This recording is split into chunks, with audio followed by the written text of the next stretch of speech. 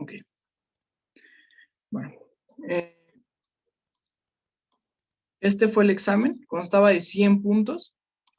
No eran 100 preguntas, pero algunas preguntas tenían más peso que otras. Lo primero que encontramos aquí es la definición de analogía. No sé si recuerdan, pero inclusive está ahí en las presentaciones que les he subido, que una analogía, recuerden que es una comparación entre cosas distintas. Una analogía no es la comparación de cosas similares, que fue la respuesta que la mayor parte de las personas tuvieron. Espero que estén anotando, chicos, porque es importante esto. Y más para los que no han estado en las clases, para que tengan esto en sus cuadernos o en sus hojas que les había pedido. Entonces, recuerden que una analogía es la comparación entre cosas distintas que tienen algún enlace o que son afines por algo, ¿no? Que en este caso es la comparación que se está haciendo desde el principio. Entonces, para dejarlo simple y que lo entendamos todos, ¿qué es una analogía? La comparación entre dos cosas distintas. Recuerden, comparar dos cosas distintas. Y como estamos comparando, existe una relación, obviamente. Entonces, pues eso es una analogía, no entre cosas similares. Luego tenemos la primera analogía que dice león es a sabana, como escorpión es a. Y bueno, aquí podemos ver la respuesta correcta, que es desierto. ¿Cuál es la relación de león entre sabana? Pues que es el hábitat. Y igual lo mismo. ¿Cuál es la relación que existe entre escorpión a desierto? Que el desierto es el hábitat. Perdón, mi perro, pero anda loco. Luego dice luciérnaga. Ya se me movió. Ahí está. Espérame. Luciérnaga es a cielo, como tortuga es a. ¿Qué es luciérnaga, Alexandra? Y cielo, ¿cuál es la relación que existe entre luciérnaga y cielo? Es es un animal que su hábitat se podría decir que es el cielo. Y la tortuga es una especie que está en tierra, que está en la superficie. Ok, muy bien. Ajá, exacto, como dice Alexandra, la luciérnaga y el cielo es que la luciérnaga, aquí la analogía, si se dan cuenta, porque la luciérnaga también puede estar en la tierra, ¿no? También se puede parar en la tierra. Sin embargo, ¿por qué dice luciérnaga? ¿Cuál es la relación entre estos? Que la luciérnaga pasa tiempo en el cielo porque es un animal que puede volar, es un insecto que puede volar. Y la tortuga también puede estar en la tierra, pero pasa tiempo en el mar. Si se dan cuenta, cuando las tortuguitas nacen, ¿qué es lo primero que buscan? El mar, para ir se van a incorporar a su vida en el mar, ¿no? Entonces, por eso muchos pusieron tierra, pero pónganse a pensar un poquito más allá. En este caso, la luciérnaga también puede estar en la tierra, o sea, la luciérnaga se puede parar en la tierra, se puede parar en un árbol. Entonces, ¿cuál es la relación? Pues que pasa, o sea, que vuela y por eso está en el cielo, ¿no? Igual lo mismo con la tortuga. Entonces, bien. Luego tenemos que fue creo que el que algunos tuvieron duda, porque dice que Matraz Erlenmeyer, experimento es a Matraz Erlenmeyer. Para los que no sepan qué es un Matraz Erlenmeyer, que creo que alguien me preguntó y ahí se los dije, Matraz Erlenmeyer es vamos a ponerlo así, tal vez su profe de química, el Brian, me mataría si dijera esto, pero digamos que es un vaso, es un condensador y un medidor. Entonces, un Matraz Erlenmeyer es este. Se lo estoy dibujando horrible, ¿verdad? Pero, entonces veamos, aquí está el Matraz Erlenmeyer. Uy, y está graduado, el Matraz Erlenmeyer está graduado. ¿Y para qué sirve? Para que los contenidos o compuestos que se calienten en los matraces no se evaporen fácilmente y no salgan. Por eso la boca es así, porque estas paredes permiten que no se salga el compuesto en manera de vapor y que cuando se calienten a elevadas temperaturas, pues no se pierda la mayor cantidad del compuesto. Entonces, básicamente eso es un matraz. Erlenmeyer. Entonces, ¿qué es un experimento? pues básicamente algo que da resultados. Entonces, un experimento es ya el resultado en sí, o es en sí todo lo que se está haciendo con el procedimiento, el desarrollo y el resultado. Y el Matracer-Lenmeyer, que es una parte del experimento. Y luego aquí hubo un error que fue mío, pero que sí se los puso, que en sus exámenes, en sus calificaciones, sí se los corregí.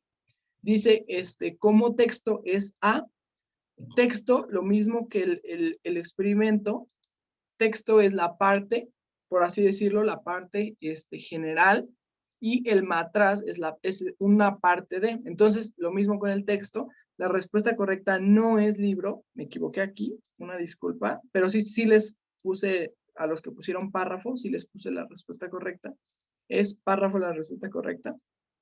Entonces, ahí igual, si la tuvieron mal, en realidad la tuvieron bien si pusieron párrafo, nada más. ¿Ok? Entonces, bueno, muy bien. Luego tenemos mamá es a maternidad como papá. Esa estaba facilísima, aunque sí se equivocaron bastantes, ¿eh? Mamá es a paternidad, digo a maternidad, perdón. O sea, ¿qué quiere decir? Que mamá tiene una, ¿qué relación tiene mamá con maternidad? Pues mamá y maternidad prácticamente tienen el mismo sufijo, no, prefijo, que es mater. Y mamá, aquí vemos que tienen el mismo prefijo. Entonces, pues papá obviamente estaba muy claro porque pues paternidad igual tiene el mismo, por acá, prefijo. No lo puedo seleccionar solo eso, pero bueno, ya, ahí está. Luego tenemos teclado es a hardware, como disco duro es a. Esta no está muy difícil, pero se las voy a explicar. El teclado, ¿qué es? Una parte física. Recuerden que el hardware de una computadora es todas las partes externas, el mouse, la pantalla, el teclado, los botones, tal vez la cámara, las partes físicas externas de una computadora. Y el disco duro, pues obviamente, es la parte interna. O sea, no, en nuestras computadoras no tenemos el disco duro a la vista.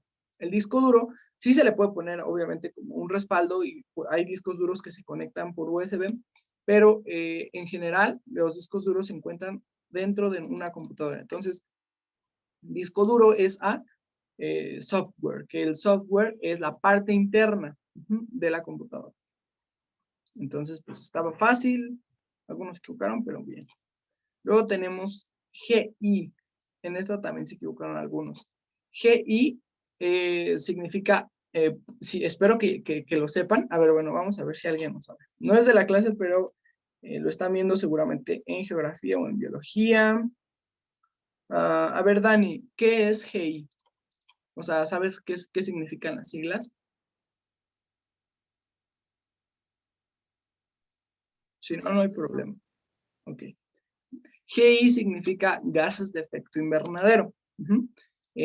Seguramente lo están viendo, lo van a ver, no hay problema, pero GI es gases de efecto invernadero. Son siglas. Y dice aquí como info es A, pues aquí estaba igual medio fácil porque info tiene un punto. Cuando nosotros encontramos una palabra seguida de un punto a la mitad de una oración, quiere decir que está abreviada. Entonces, pues, por eso sabemos que es abreviatura. ¿Va? Entonces, bueno. Igual si alguien va teniendo dudas, puede levantar su mano y me dice su duda. Luego tenemos aquí igual Shakespeare es escritor. ¿Quién es Shakespeare? Una persona. ¿Quién es un escritor? La acción específica que realiza esta persona. Como Da Vinci es A, aquí muchos pusieron artista. Si yo ponía pintor, todos iban a seleccionar esa opción, entonces también era correcta, pero no puse pintor. ¿Cuál? Aquí la mayoría se fue por artista. Sí es un artista, pero también un artista es Shakespeare, porque escribió obras literarias que fueron galardonadas, que han sido leídas por generaciones, entonces también es un artista. Pero ¿qué en específico más es Da Vinci? Da Vinci es considerado como polímata, es decir, que tiene relación con varias, ¿cómo lo podemos llamar? Con varias o con diferentes actividades que él hacía, ¿no? Entonces, por eso es un polímata. Inclusive si ustedes buscan en Google qué es un polímata, les va a dar el ejemplo de Da Vinci. Da Vinci es un polímata, tal, ¿va?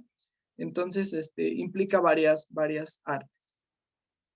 Entonces, aquí, ¿por qué le puse, por qué es polímata? ¿Por qué? Porque estamos hablando de algo específico que realiza la persona. En este caso, escritor es algo específico de Shakespeare y polímata es algo específico de Da Vinci. Porque no podemos poner artista porque es de ambos, entonces no queda.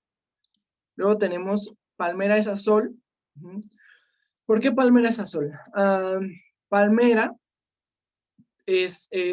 generalmente se da en climas soleados. La palmera generalmente está en los climas soleados. Entonces, el helecho en dónde está? En la sombra. Esa igual estaba muy sencillo. Luego tenemos esta, que en esta sí, creo que dos la tuvieron bien nada más. Martínez es apellido, como Ale es A. Un diminutivo no es, porque un diminutivo, por ejemplo, de chiquito, de chico es chiquito, no sé, de rápido es rapidito. Ese es un diminutivo. Un nombre, pues sí, no es un nombre, porque pues, Ale no es un nombre. Palabra, sí es una palabra, pero no tiene relación con estas dos cosas diferentes, que es Martínez es apellido, como Ale es A, y si ustedes buscan en el diccionario qué es seudónimo, pues se van a dar cuenta que esa es la respuesta correcta, ¿va? Para que a todos nos quede bien claro, porque incluso esta se las había puesto ya en un examen pasado. Lidia, ¿nos puedes hacer el favor de buscar el significado de seudónimo, por favor? Y ahorita cuando ya lo tengas, levantas la mano y ya nos dices, ¿va? Seudónimo, por favor. Ahorita que ya lo tengas, nos dices. Muy bien. Luego tenemos aquí, China es a CanSino. Está obviamente, pues se dieron cuenta que son las vacunas. China es a CanSino porque la vacuna de China es CanSino. Y Estados Unidos de América es a, pues la vacuna de Estados Unidos es Pfizer. Muy bien. Sí, Lidia, dinos el significado de seudónimo. Nombre que usa una persona en lugar del suyo verdadero. Muy bien, gracias. Y como vieron, Ale es, en este caso no es mi nombre. Mi nombre real, mi nombre que está en mi acta de nacimiento es Alejandro, Luis Alejandro. Entonces, por eso es un seudónimo, porque no es, o sea, es un nombre que estoy ocupando en vez del mío, pero que me identifica, porque pues tiene el mismo prefijo que mi nombre, ¿no? Entonces, bueno, ahí por si tenían duda de eso. Luego, bueno, aquí continuamos con lo de las vacunas, que decíamos que, me voy a ir más rápido para que no se nos vaya la clase. China es a CanSino, la vacuna de China es CanSino y la vacuna de Estados Unidos es Pfizer.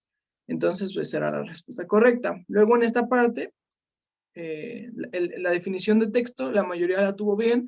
Es un conjunto de párrafos ordenados de manera coherente y lógica que comunican ideas, comunican las ideas que el autor quiere a sus lectores, ¿ok? Entonces, esa es la definición con mis propias palabras de lo que es un texto, ¿sí? Y en general todos la tuvieron bien. Luego tenemos aquí la opción escrita correctamente. Vamos a ver. La respuesta correcta es esta. Si se dan cuenta, aquí en esta, para empezar, esta estaba con minúscula, ¿no? Ahí ya vemos rápidamente el error. En esta, se pueden dar cuenta que, espérenme,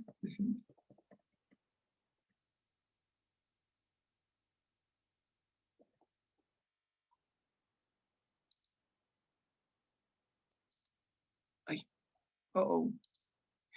permítanme. Si se pueden dar cuenta, esta está con minúscula. Dice, en México el COVID afectó a la población de diferentes maneras, económicamente, políticamente y gradualmente las llamadas fake news incrementaron. Si se dan cuenta, aquí le falta una coma. Económicamente, coma, políticamente, ¿sí?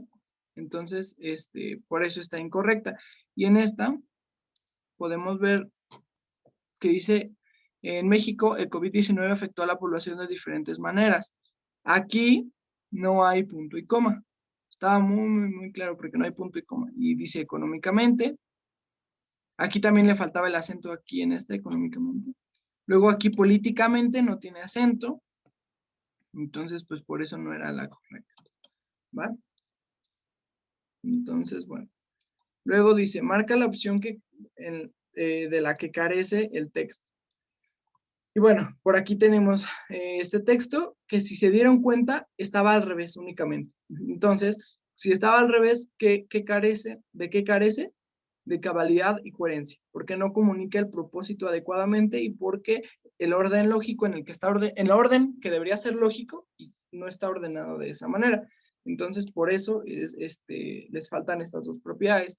¿Por qué no disposición espacial? Que muchos pusieron disposición espacial.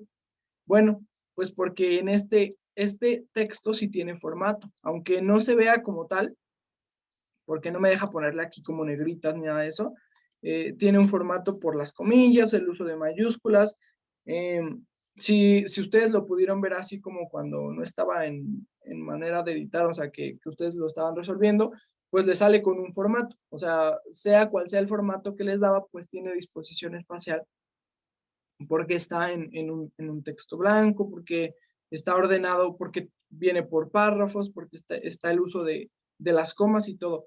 No hay tantas grafías, no hay tanta... Tiene una tipografía, sí, entonces pues sí tiene disposición espacial, aunque no tiene algunas grafías, aunque no tiene márgenes, aunque no tiene tal vez título, pero sí tiene disposición espacial, pero las principales dos de las cuales carece es cabalidad y coherencia. Luego tenemos la opción escrita incorrectamente. Aquí igual, lo mismo que hicimos ese ratito. Espero que estén anotando, chicos, porque les va a servir esta retroalimentación.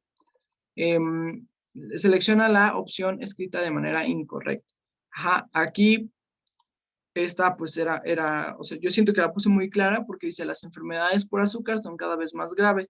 Tenemos el ejemplo de la diabetes que existen tipo 1 y tipo 2. El principal error es que aquí está de manera junta, pero por la cual está mal escrita es porque si dan cuenta aquí los dos puntos no están, o sea, no son válidos en esta parte porque dice, tenemos el ejemplo, ahí no caben dos puntos, porque no está separando la idea para que dé pie o dé la pauta para que siga enlistándose. Dice, tenemos el ejemplo de la diabetes, existen dos tipos, tipo 1 y tipo 2. Tipo 2, ¿por qué no lleva dos puntos? Precisamente porque no está en orden de lista y porque es en un párrafo continuo. Entonces no lleva aquí dos puntos. Por eso es la respuesta incorrecta. Luego, ¿en qué consiste el propósito de los textos? Como bien lo hemos revisado, la verdad, aquí es donde más me decepcionaron sus respuestas porque no tienen mucho que ver con los temas vistos en clase, o sea, me ponían cosas que ni siquiera hemos visto aquí y seguramente las googlearon o seguramente no, probablemente también pudieron inferir algunas cosas, pero realmente no había respuesta correcta porque se responde con sus palabras y yo decía, bueno, pues sí, sí se acerca a la definición bien, ¿no? Pero básicamente, el propósito transmite la idea. Y unos me ponían que el propósito era que fuera cuento, que fuera, no. O sea, bueno, sí, pero no, porque sí transmite una idea a través de un cuento, a través de una historia, de novela, ensayo, etcétera. Sí, pero lo principal es que transmite una idea. ¿En qué consiste la adecuación? Que todo lo que viene en el texto coincide con la idea principal. Creo que en este fue el que más estuvieron bien. Luego, ¿en qué consiste la cabalidad? Pues que el texto esté completo. Es decir, que el texto tenga todo lo que, pues si es un cuento, que tenga introducción, nudo y desenlace. O desarrollo, perdón. Y luego tenemos la coherencia de los textos, pues que tenga un orden lógico, que todo lo que el texto esté ordenado de manera, en una secuencia que el lector pueda entender. Y finalmente la disposición espacial, que tenga las grafías, que tenga márgenes, que tenga toda la parte gráfica del texto. Entonces, está muy sencillo, pero sus respuestas, en esta me habían puesto que los lugares de donde se desarrolla una historia, los personajes principales, secundarios, y no, eso no es la disposición espacial, ¿va? La disposición espacial son los márgenes, las grafías, todo aquello que le da forma y sentido al texto visualmente, para que un lector pueda leerlo, ¿no? Ya sea que esté en media hoja, una hoja, con márgenes, interlineado, tal, o sea, eso es, ¿va? Y aquí estaba muy fácil porque tenían que ponerle un nombre a la historia. Dice, bueno, estaba muy fácil porque hablaba de dónde surge Girasol y pues sí, la mayoría la tuvo bien, entonces no hay problema. Recuerden que no hay que ser redundantes y que el contenido sea acorde que el título sea acorde al contenido del texto. Entonces, precisamente para que tenga un orden, digo, que tenga una lógica, debe tener un nombre que diga, bueno, mínimo habla de girasol, ¿no? Porque de otra manera, pues como que no le da sentido, ¿no? Algunos pusieron el sueño de la flor y cosas así, y pues podría ser un título creativo, sí, pero cuando es un texto descriptivo, narrativo, un cuento, pues generalmente sí lleva eh, una relación con lo que contiene, ¿va? Entonces, cuidado con eso. Luego tenemos definición de sinónimo, que es una palabra que se escribe de manera diferente, pero tiene el mismo significado. La mayoría igual la tuvo bien. Luego aquí vienen los sinónimos, no los vamos a ahondar mucho en esto porque pues estaba muy, muy sencillito. Solo en uno que sí se equivocaron fue en este, que dice, identifica los sinónimos de las palabras en mayúsculas. Tenemos primero aquí bastante, luego tenemos rápido y tenemos nada más esos dos, ¿no? Entonces, aquí muchos pusieron mucha y velozmente, pero aquí en rápido no está conjugado, si se dan cuenta, no dice rápidamente. Por eso es la parte de veloz, ¿ok? Entonces, por eso. Luego, pues igual tenemos sinónimos, aquí era relacionar las columnas, comer, ¿cuál es el sinónimo de comer? Alimentar. ¿Cuál es el sinónimo de confirmar? Aseverar. Y así, eso es lo que tenían que hacer. Luego, la redacción práctica. Esto creo que era lo más sencillo, pero que más tuvieron errores, ¿saben? ¿Por qué? Porque esto, si se dan cuenta, es parte de su examen, no era para que yo supiera como su opinión vagamente, sino porque era parte de su examen de redacción. Es decir, yo quería ver cómo van en redacción, cómo argumentan, cómo utilizan los acentos, las comas, los puntos y coma, los puntos y aparte y todo. Y inclusive hubo personitas que me pusieron bromas aquí que yo dije, ay, pues es un examen. Recuerden que esto era para medir su redacción, para medir cómo están escribiendo una cosa que se les pregunta. ¿Qué opinan de los veganos? Sobre tus emociones de esta pandemia, que generalmente lo que yo quería ver en esta pregunta era su enlistado, ¿cómo lo hacen? Usan punto y coma, comas, ¿cuáles son los elementos, no? ¿Qué más te gusta hacer? Igual una lista. Tu ideología sobre el aborto, aquí quería que explicaran un poco para ver su ortografía también, para ver cómo van en su clase de ortografía, y lo mismo, escríbeme para ti, que es motivación. Entonces, de alguna manera, sí era muy sencillo, pero sí tenían que ponerme bien aquí, no solamente, no crean que se lo estaba preguntando porque sí, sino porque quería ver cómo van en la redacción. Entonces, habiendo hecho ya la primera revisión de su examen, si alguien tiene más dudas, los invito a que me manden como mensajito por WhatsApp y ahí yo les voy a estar respondiendo, ¿ok? Ahora sí, ya antes de que se nos vaya más el tiempo, vamos a pasar con la clase.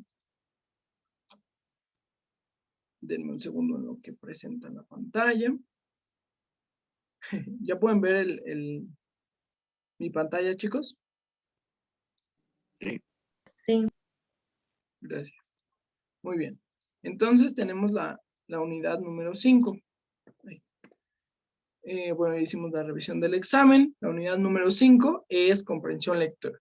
Es la más pesada, pero la que más me gusta en lo personal, ¿va? Entonces, espero que les guste a ustedes y que todo lo que no quede claro me pregunten, ¿ok? Entonces, Isra, ¿me puedes ayudar con el significado de comprensión? Aquí lo tienes en la pantalla.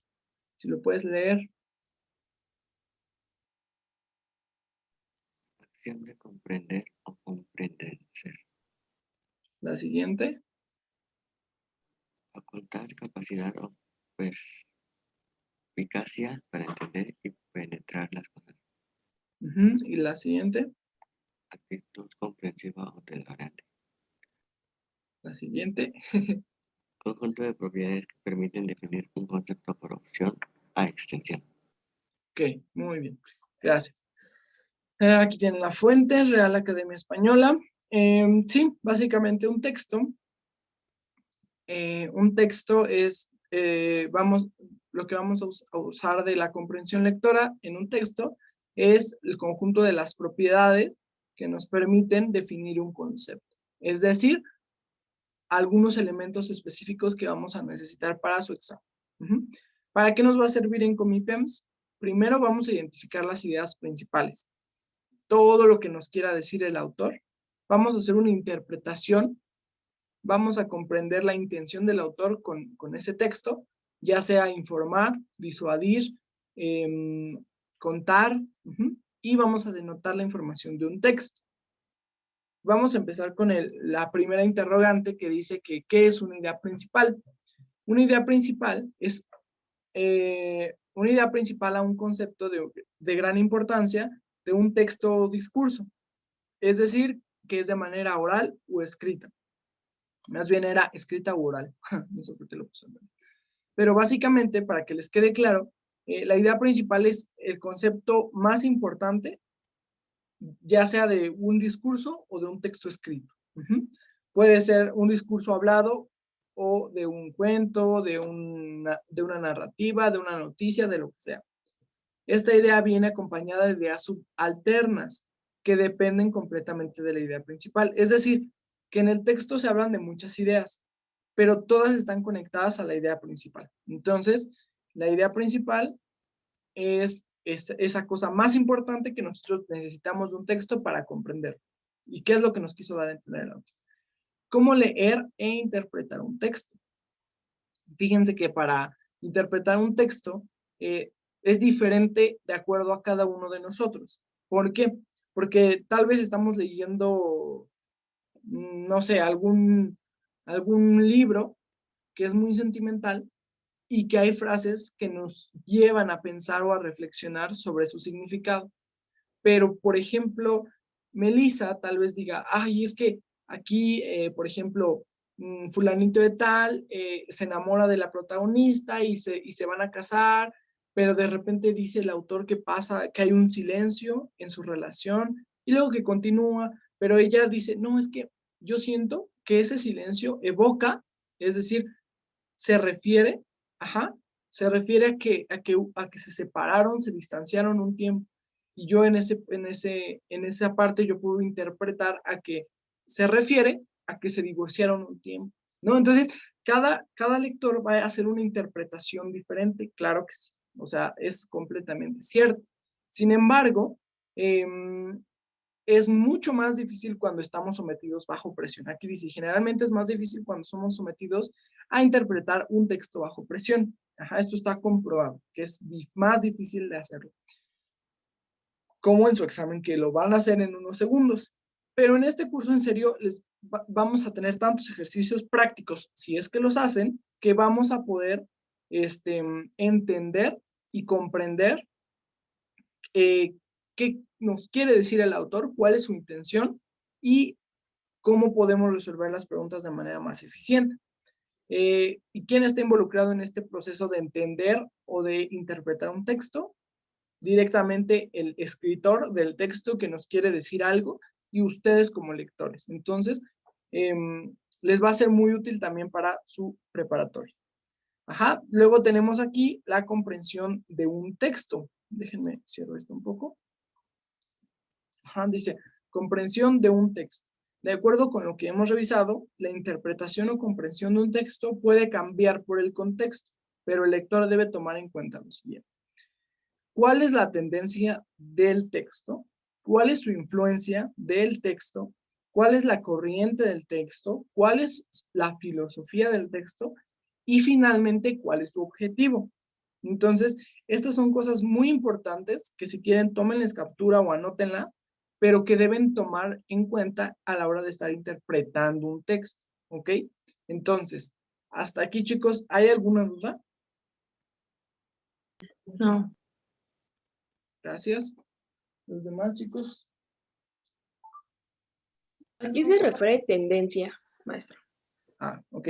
Tendencia se refiere a qué es, por ejemplo, la moda a la que se va a referir. Ajá. Es decir, la moda es lo que más se repite. No la moda de quién está más fashion y eso, sino que la moda es lo que más se repite. Entonces, ¿cuál es la tendencia del texto? Se refiere a qué cosas del texto más se repiten, es decir, el contexto social, el contexto cultural o el contexto económico. Ajá, puede haber más, tal vez étnico, tal vez está evocando al racismo y así. Okay, no sé si me di a entender. Bueno, es a lo que radica principalmente el texto, ¿no? A lo que abarca. Exacto, exacto. Gracias. Muy bien. Sí, principalmente eso. Entonces, ¿alguien más tiene una duda? ¿O todo claro?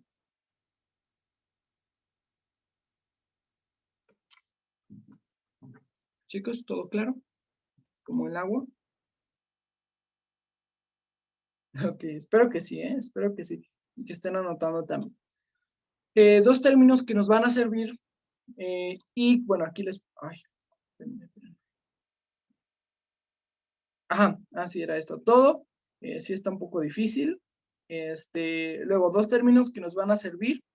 El primero, y creo que es el más importante, apúntenlo si es posible, tómenle captura, subrayenlo, márquenlo, grábenselo, tatúenselo, denotar. ¿Denotar qué significa? Indicar, anunciar, significar. Es decir, vamos a darle un significado coherente, lógico y establecido previamente. Es decir, como dirían vulgarmente, o bueno, no vulgarmente, más bien popularmente, que no le vamos a buscar más piernas al gato o colas al gato, no recuerdo bien, pero algo así. Es decir, que lo que dice el autor lo vamos a tomar de una manera literal. Es decir, si el autor dice, Juanito se comió 3 chicles, Juanito se comió 3 chicles. No hay significado más allá. Eso es lo contrario que pasa con lo siguiente, connotar. Ajá. Dicho de una palabra que conlleva, además de su significado propio o específico, otro tipo expresivo o apelativo. Es decir, lleva la interpretación. Ajá. Entonces, si se dan cuenta, son dos cosas diferentes. Denotar y connotar. Inclusive son antónimos. Entonces, denotar, si vemos, es dar una significancia. Y connotar es dar una significancia a lo que el lector interprete. Ajá, es decir, Juanito se comió 3 chicles. Para la denotación es Juanito se comió 3 chicles, pero la connotación, tal vez el lector dice, Juanito se comió 3 chicles, pero esto evoca o se refiere a que el autor está incursionando en el consumismo y en el imperialismo, no sé, se inventa una cosa bien fumada, pero eso es connotar, que implica la interpretación de parte del lector. Entonces, inclusive aquí están los memes muy claros. Denotar es algo lógico y connotar es algo que nada que ver. Ajá. Está explicado en 2 memes de manera muy fácil. Entonces, denotar es algo lógico, es algo que el autor nos dice claramente y literalmente, y connotar es algo que tiene una interpretación que el lector puede hacer. Entonces, para muchos textos vamos a ocupar la connotación y para otros la denotación. Inclusive puedo decir que se pueden ocupar los dos, pero para su examen, enfóquense en denotar. Eso es todo. ¿Dudas hasta aquí?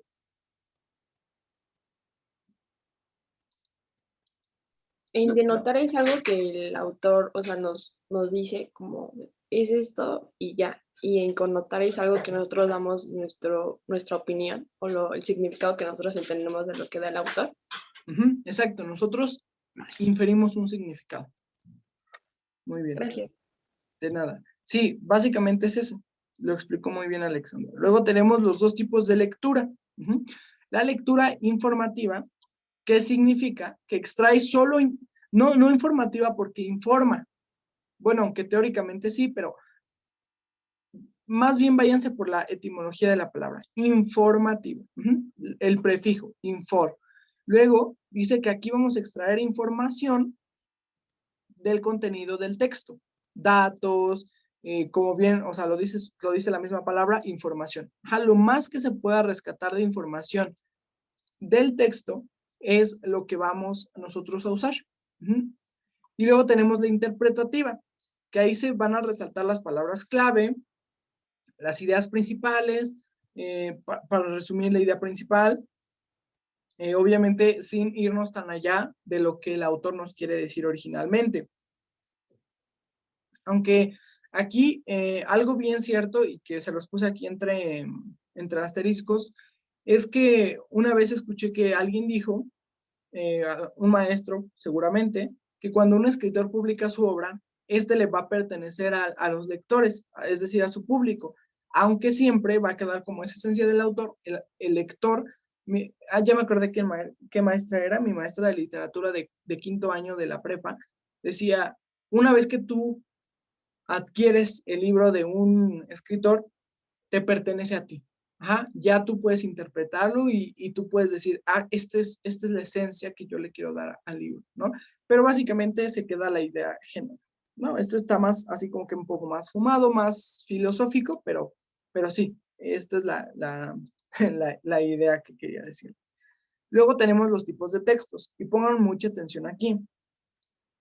Porque tenemos varios tipos de texto. Tenemos 5 tipos de texto. Tenemos el texto narrativo, que ¿cuál es el propósito del texto narrativo? Es contar relatos, hechos o historias. La estructura, como bien lo habíamos mencionado, es inicio, nudo y desenlace. Los diferentes tipos de textos narrativos son cuentos, novelas, fábulas, mitos, leyendas, historietas o relatos cotidianos. Por ejemplo, un diario, por ejemplo, una bitácora. Esto, para el texto narrativo, nosotros podemos connotar. Es decir, que nosotros podemos buscarle un significado o podemos inferir, podemos interpretar, podemos decir, tal vez el cuento se refiere a esto, ¿no? Tal vez el autor nos está diciendo en su bitácora espacial que tuvo un día gris, o que tuvo un día gris. ¿A qué querrá decir? Pues que tuvo un día difícil, ¿no? Que tuvo una temporada en la que se sintió mal, ¿no? Entonces, probablemente eso lo podemos hacer con todos los tipos de texto narrativo. Luego tenemos el texto informativo, que su objetivo principal es añadir nuevas ideas, nuevos conocimientos al individuo. Es decir, que como si les fuéramos, bueno, digo como si les fueran a enseñar algo. Y la estructura de este tipo de textos informativos es quién, qué, cómo, dónde, cuándo y por qué. Generalmente en este tipo de textos informativos tenemos la noticia, la nota enciclopédica, de enciclopedia, el artículo periodístico, el afiche o los afiches y los circulares. Entonces, aquí básicamente lo que hacemos es denotar. Es decir, la información la recibimos, pero es algo que ya está previamente, como les había dicho, se está volviendo loco mi perro, pero ya está previamente establecido. Es decir, que ya tiene una secuencia, es decir, que ya tenemos como que algo que nos está dando indicios de qué, cómo, dónde, cuándo, por qué. Ajá, ya no tenemos que connotar tanto, ya más bien es denotar la información, resaltar la información importante que nos quiere compartir con esta estructura. Luego tenemos el otro tipo de texto, que es más bien género de texto, que es argumentativo. Los textos argumentativos se encargan de persuadir o convencer al interlocutor de la veracidad de una idea. Es decir, que se quiere encargar de convencernos de algo. Es eso. ¿Cuál es la estructura? La tesis, es decir, qué es lo que estamos planteando o qué es lo que está planteando el autor, los argumentos que defienden la tesis y la conclusión a la que se llega con la tesis y los argumentos. Podemos encontrar muchos textos, como un ensayo, un artículo de opinión, una reseña, una editorial de un periódico o revista. Y aquí hacemos lo mismo que en el anterior. Vamos a denotar información porque el autor nos está dando argumentos para nosotros interpretarlos, pero no para tal vez decir, esto tal vez quiere decir esto, no. Ya está establecido, está argumentado y por eso hay una tesis. Entonces nada más vamos a denotar en la mayor cantidad. Luego tenemos el género explicativo, que nos hacen comprender un tema del por qué es así. La estructura a lo que sigue este tipo de texto es la presentación, el desarrollo, la conclusión, y podemos hacer un resumen en la conclusión de qué es lo que, a lo que estamos llegando. Y pues con esto también podemos hacer reseñas, elaborar recetas, reglas de un juego o instrucciones. Entonces, como su nombre lo dice, explican algo. Y aquí hacemos lo mismo, vamos a denotar lo que nos quieren decir. Es decir, que si te dicen, a ver, no sé, a ver, Jenny, por ejemplo, tienes que freír una salchicha, enrollarla en tocino, calentar un pan, ponerle mayonesa y luego poner la salchicha con ketchup y con mostaza. ¿Qué es lo que vas a hacer, Jenny?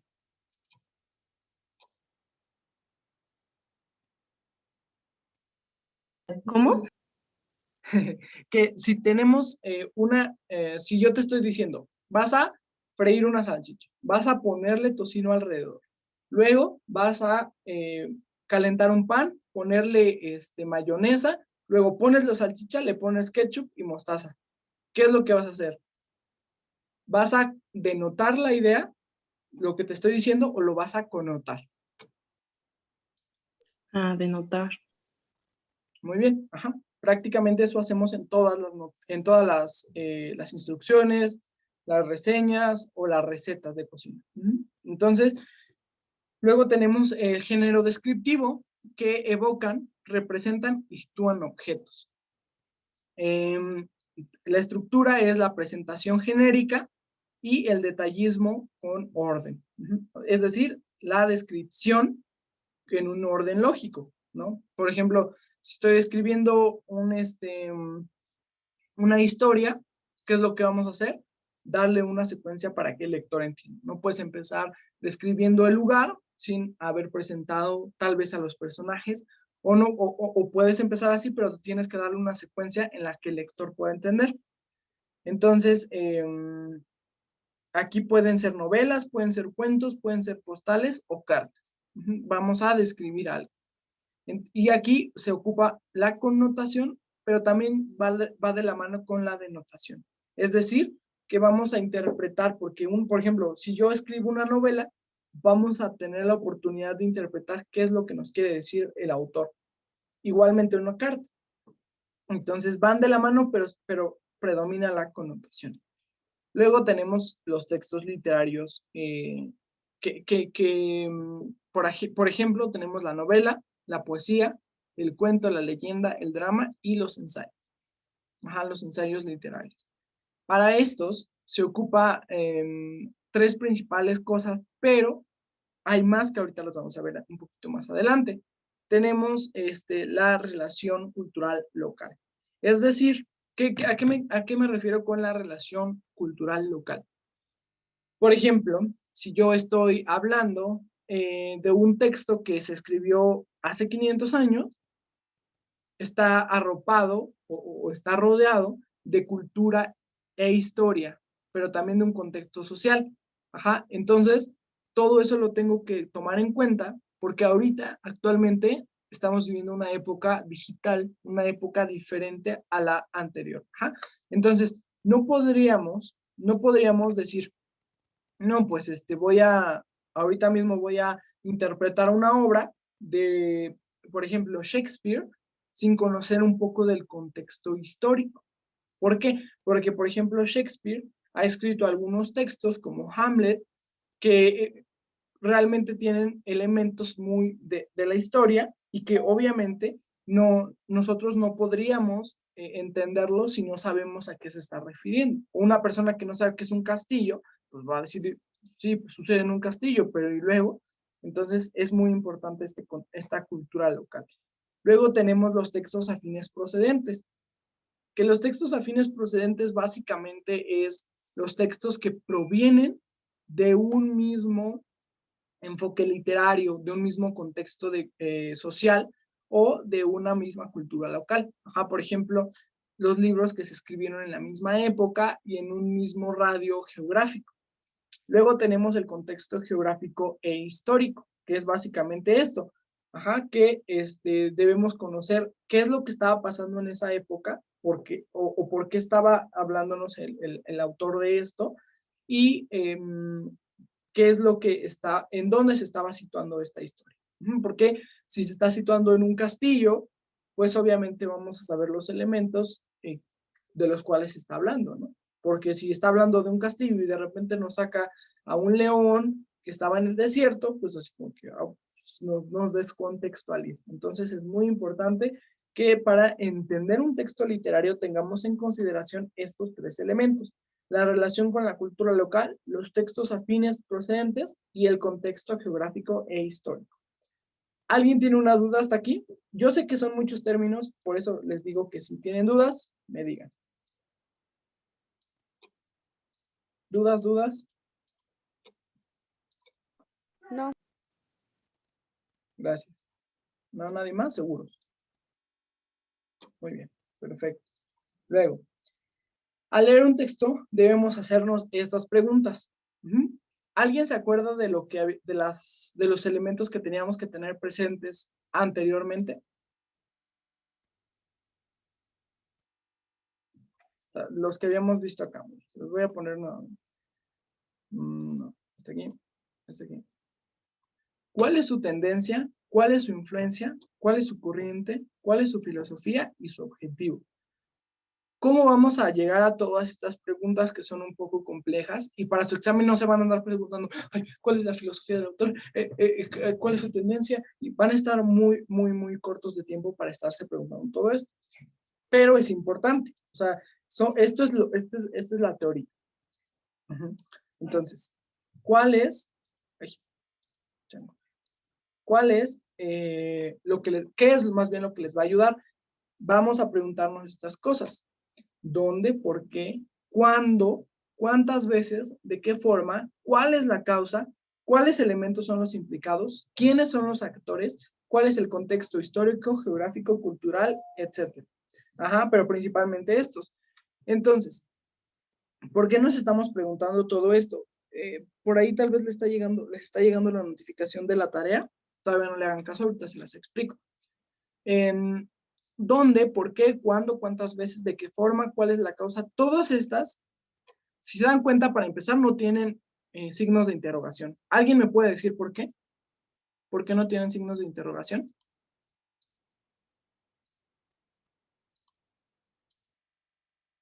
¿No? A ver, Jara, ¿por qué no tienen signos de interrogación estas preguntas? Porque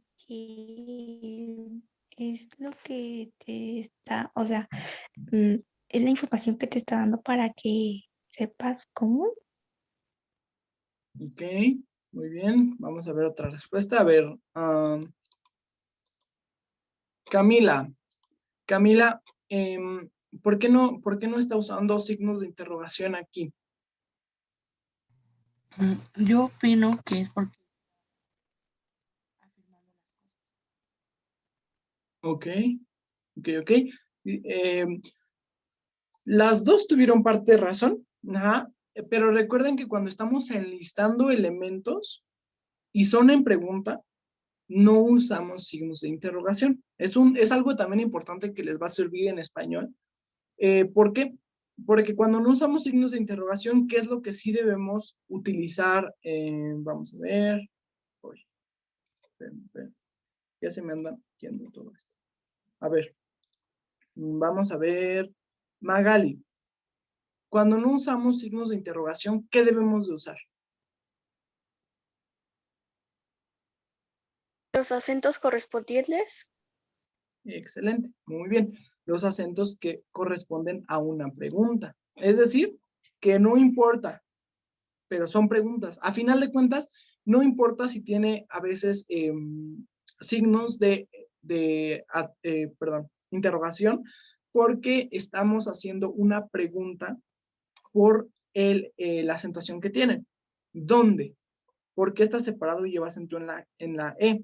¿Cuándo lleva acento? ¿Cuántas veces lleva acento? ¿De qué forma lleva acento? ¿Cuál lleva acento? ¿Cuáles lleva acento? ¿Quiénes lleva acento? ¿Cuál llevan acento? Entonces siguen siendo preguntas, ¿va?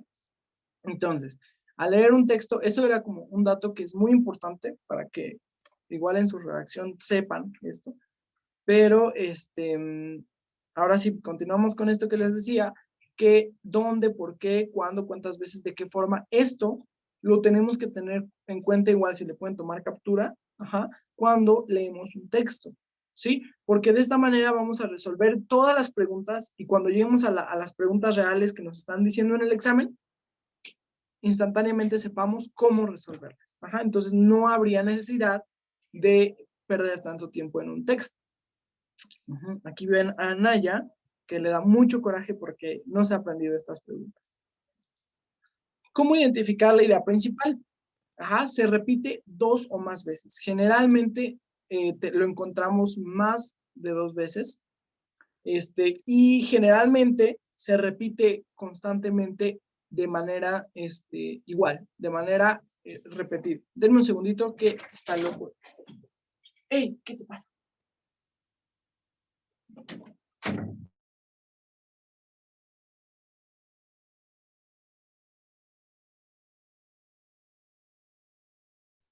Perdónenme, chicos. Tenemos los elementos, ajá, que los elementos pueden ser personajes, lugares, la ambientación, las frases, una frase icónica que dijo un personaje, entre otros. Todo esto, lo que les acabo de decir, se orientan a la idea principal. Ajá, es decir, que si yo estoy diciendo, la naturaleza es importante para el ser vivo, y luego digo, los animales son importantes para preservar el ecosistema. Y ahí ¿a qué estoy evocando? A la naturaleza siempre. Ajá, siempre a la parte natural, y entonces ustedes van a decir, está hablando de la naturaleza. Ajá, entonces fácilmente van a poder identificarlo si se fijan a qué se dirigen los personajes, lugares y ambientación, las frases, todo, es decir, todo lo que venga. Estas podrían ser las ideas que hablábamos hace rato, las ideas que van acompañadas de la idea principal. Ajá. Luego tenemos las ideas secundarias o las ideas subsecundarias que desembocan en la idea principal. IP significa idea principal, nada más que lo abrevié. Puede ser un argumento, una orientación, puede ser la contextualización del mismo texto, pero cualquier cosa tiene que terminar en la idea principal. Y lo más importante, que eso es lo que a veces inclusive ni tomamos en cuenta, lean el título, porque incluso en el título el autor está diciendo a qué se refiere con la idea. Entonces, muy facilito, ¿va? Luego, les voy a dar un comitip, que básicamente es un tip, pero ya saben. Leer primero las preguntas. Esta es la estructura que a mí me funcionó para interpretar de manera rapidísima un texto. Lean las preguntas primero. Luego, que lean las preguntas, identifiquen qué es lo que está diciendo. Tal vez les preguntan cuál es la idea principal del autor, tal vez les pregunten a qué se refiere el autor en tal parte y todo. Entonces, ¿qué es lo que van a hacer? Leer las preguntas. Luego van a leer el texto por primera vez. Luego lo analizan rápidamente. A ver, quise decir esto. Recuerden, dónde, por qué, cuándo, el contexto geográfico, sociocultural, económico. Traten de hacerlo muy rápido. Ok, ya más o menos sé de qué se trata. Y luego van a contestar estas preguntas. Van a contestar las preguntas que vienen, las que puedan, las que se acuerden. Pero como ya hicieron este análisis, ya las habían leído primero, van a contestar casi todas, si no es que todas. Y luego van a releer una vez más y terminan de contestar lo que les falta. Si contestaron todo menos una, bueno, lo vuelven a releer y contestan lo que les falte, inclusive ahí se pueden dar cuenta si tuvieron un error o no. Entonces, esto en verdad, tómenle captura, ahí va a estar en el aula, para que ustedes lo puedan checar, en el classroom, para que ustedes lo puedan checar y que puedan aprenderse este tipo de estructura. Igual lo vamos a estar practicando aquí porque no todos hacen la tarea, pero sí necesitan practicar esto. En serio, es muy importante. Y para ya ir cerrando, que como que últimamente he gritado mucho con el micrófono, me voy a quitar un audífono porque ya me empezó a arder la garganta. La tarea. ¿Qué vamos a hacer con la tarea? Vamos a leer el texto que está ahí en el Classroom. Ahí viene ya son 2 hojas nada más. Ya se las publiqué ahorita. Bueno, ya se las había programado, entonces ya se publicaron. ¿Y qué es lo que van a hacer? Van a leer el texto y van a contestar qué quiere decir el autor con construida apenas en cartílagos blancos sobre una espina dorsal arqueada e inflexible. Está medio raro, pero ahí van a ver por qué lo dice. ¿Y qué quiere decir el autor con nacían hongos y lirios venenosos en sus tripas? Entonces, si quieren decir por qué dice esto, tienen que leer el texto. Y después, aquí no sé por qué le puse otra vez 1, era 2. Elabora un comentario de media cuartilla mínimo en la que van a explicar su opinión de las páginas que leyeron, que solo son 2, del libro que se llama El coronel no tiene quien escriba, de García Márquez. Es lo único que tienen que hacer. Está muy, muy sencillito, está muy, muy fácil, pero les va a ayudar mucho estos ejercicios para que estén pensando en qué es lo que dice más allá de las líneas.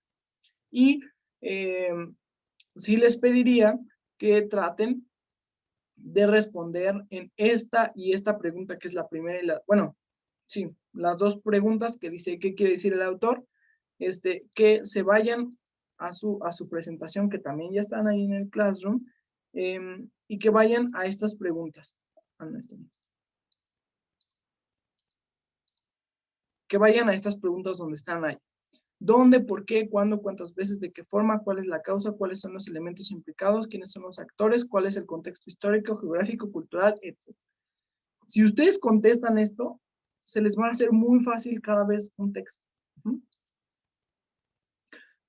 Cada vez más se les va a hacer más fácil. Entonces, respondan estas 2 preguntas con todas las preguntas que vienen ahí en el texto donde están allá, y luego elaboran un comentario de media cuartilla en el que explican su opinión. Sí, está muy sencillo, muy sencillito esto, muy fácil de hacer. Lo tienen que